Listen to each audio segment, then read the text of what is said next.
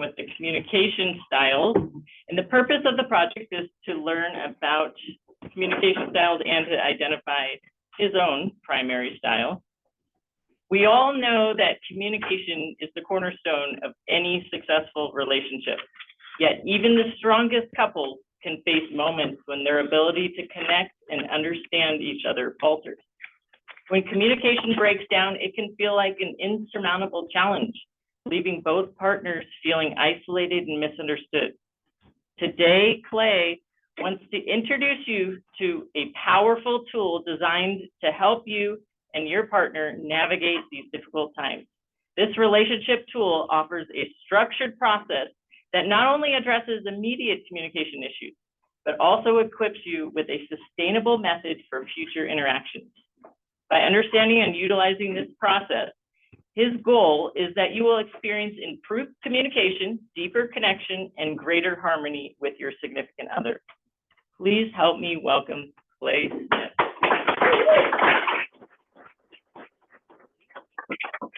Good morning. Those of you on Zoom, by a show of hands, how many of you are in a relationship with a significant other? Okay. How many of you, those of you who didn't raise your hand, have a really close friend or family member that you have had an argument or fight with sometime in your past? Right? For those of you who on Zoom, maybe who don't qualify for this and didn't raise your hand, well, you've been spared. Remember that last argument or fight you had? I'm not going to ask you what it was about, because chances are when you were printing out the divorce document, ready to go, leaving your partner for that, whatever it was, we don't even remember 3 or 4 days later, right? They forgot to unload the dishes or something monumental like that. But remember that last fight, that last argument. Was it a knockdown, drag out? Was it just a disagreement? Remember what was said. Remember when you walked away from that person that you loved so much? How did you end up feeling?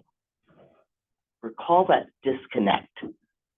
Did you get your point across to them?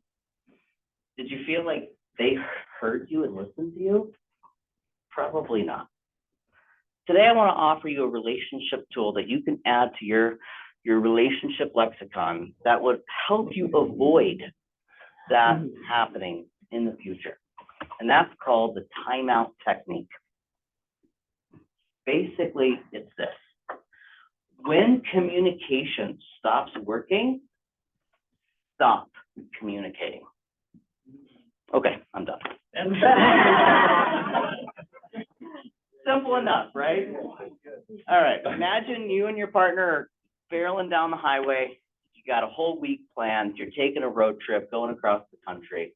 Mid-July, windows are down, music's blazing, you're having a good time. All of a sudden, the car starts to kind of sputter, starts shaking. It's kind of giving me these vibes of like being out of gas. That's weird. Gas tank reads full, whatever. Keep on barreling down the road. 30 miles down, and it's giving you that same vibe, except you're realizing that the gas tank is broken because we haven't gotten gas the entire day. So, yep, that's it. And you're realizing gas is completely out. You're off to the side, trying to get out of the line of traffic. Turn the car off. Look at your spouse, and you're like, give it another shot. Crank that car back on. Nothing's happening. It's mid-July. You're in Kansas. It's humid. How long are you going to be in that car with your partner, cranking that ignition, turning it,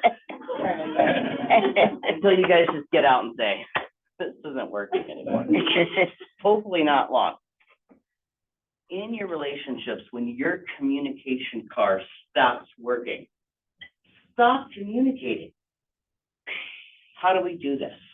By initiating a timeout. So I'm going to talk about when we need to initiate timeouts, how we go about doing so, and most importantly, why it's needed to avoid those future arguments. When? what are those signs and symptoms that you might be experiencing, either for yourself or with your partner, that a timeout is needed? Are you feeling a little short, a little bit impatient, a little edgy? Is there some stress in the room? Pick up on that tension? Perhaps it's time for a timeout. What are those factors that create that stress? I'm not sure if you've ever heard of the acronym HALT, H-A-L-T. They say basically you shouldn't make any decisions in life if you are experiencing hunger, anger, loneliness, or you're tired. Don't buy a car. Or other stressors. Perhaps defensiveness has creeped its ugly head in your communication style. If you're experiencing any of those, it's time to take a break. So, how do you do that? Initiate your timeout technique with 4 phases and 4 phrases. Phase 1, tell your partner, I need to take a break. Just create that awareness. Communication card stopped. This isn't working. Let's take a break. Use these 4 phrases. This is getting too intense for me. I need to take a break. I think I'm going to go take a walk, take a shower, go do something else, go do something that fills up your tank. And can we come back and pick this up another day? Those 4 phrases we're going to utilize until that timeout break has been initiated. Step 3, after you've told your partner, leave the room. If you don't physically get out of there, you're going to be tempted to rehash things. Your partner is going to try and lure you back in, right? And but what about this? And you're always trying to run away, and you don't want to deal with this. So just get out of there. Go for a walk. Go take a shower. Go clean something. Step 4. What if they don't let you go? That's when you use the broken record. Over and over again, tell your partner, we need to take a break. Things are getting intense. I need to go for a walk.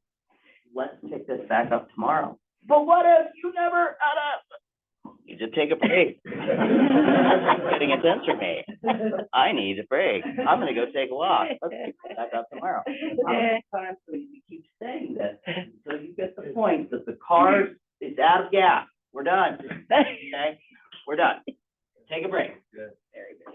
Once you take that break, then you can come back and initiate and resolve that conflict when both of your gas tanks are full and you have that blood flow return in your brain. Why do we need this break?